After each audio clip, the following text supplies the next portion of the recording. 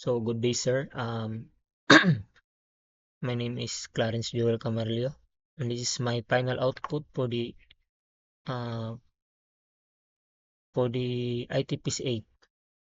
So instruction: design your own mini database based on something personal to you.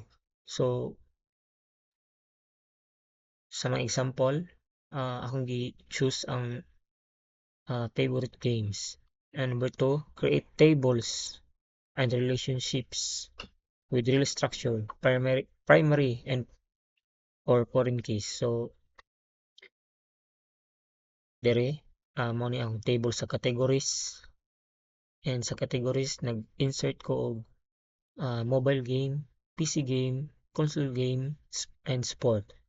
So nag-create din ko og table sa games na dere ang game ID, game name, category ID, platform, and personal rating, and also the foreign key. So mo ni akong gi-insert sa games nga table. So na dere ang Mobile Legends, Dota 2, because I love playing Dota 2, Call of Duty, basketball for the physical, and volleyball. So, and next is the basic SQL. So, mo ni ang sa akong basic SQL, nadiri ang select, then where, and the limit, and then the insert, update, and delete. So, ano to? Mo ni ang akong update, and the delete, and to.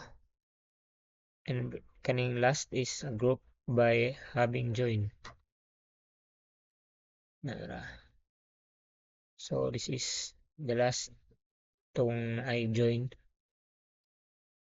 And for the advanced SQL, another subqueries, CTE, and Windows function, views and indexes. So mo ni ang akong gibuhat, sir. Na dere ang subqueries, CTE,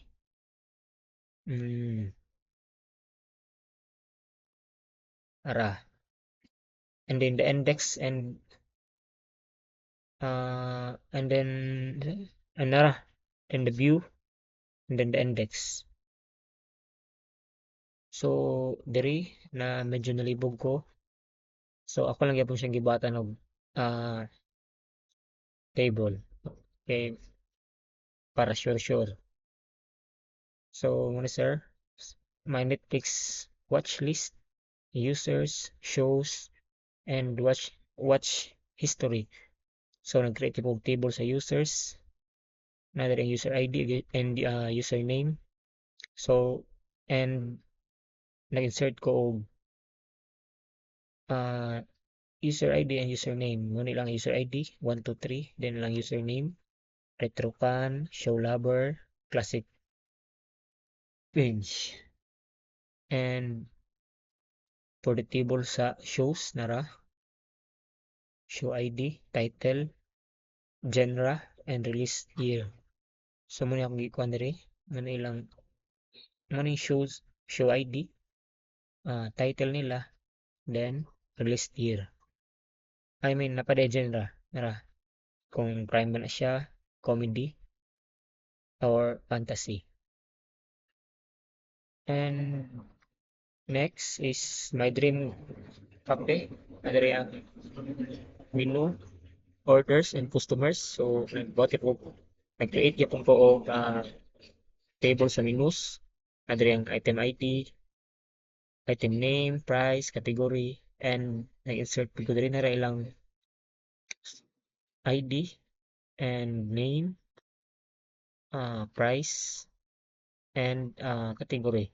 If if ano siya, dessert ba siya, pizza, kung sa siya, I mean, dessert siya o pasta, spaghetti, salad, beverage. Nara ang table sa customers, nag contact name, ID, info, then mo na ilang ano, yung example nga gi-create. And last is create table orders. Mo ni ang sa create table orders, order ID, customer ID, order date, and then ang foreign key food. Then mo na ang insert sa orders. And sa my game collection, ano siya? Nag-create kong tables gyapon. Same gyapon diri sa babaw.